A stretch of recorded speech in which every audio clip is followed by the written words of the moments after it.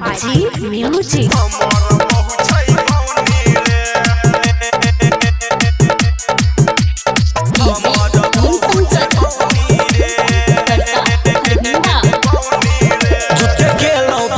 हमर जड़ल कपार से निक हम मितार रहितो कुमार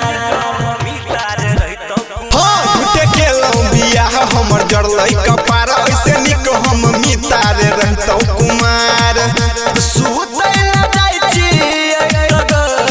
जाइ छै कहूनी रे सुतै न जाइ छी त गइर जाइ छै केहुनी रे तोहर कनिया नमहर चौमिता हमर बहु छै बौनी रे तोहर कनिया नमहर छौमिता हमर बहु छै बौनी रे 5G Music present.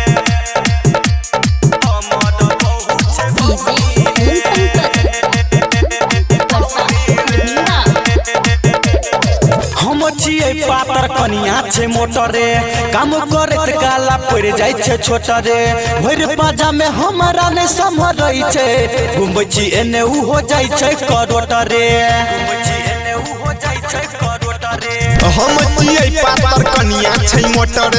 काम करत काला पड़ जाइ छै छोट रे भर पाजा में हमरा ने संभरै छै घुमै छी एने उ हो जाइ छै करोट रे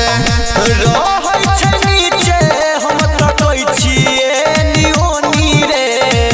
रहै छै नीचे हम तकै छिए नियोनी रे तोहर कनिया नमहर चौमिता हमर बहु छै बौनी रे तोहर कनिया नमहर छौमिता हमर बहु छै बौनी रे 5G Music present.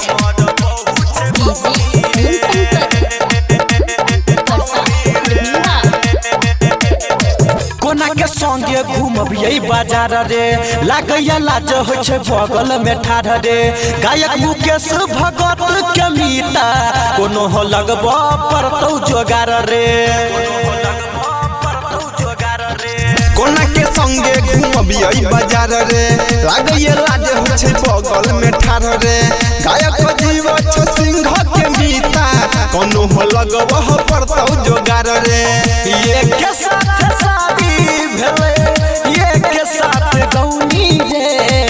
ये के साथ शादी भेलै ये के साथ गौनी रे तोहर कनिया नमहर चौमिता हमर बहु छै बौनी रे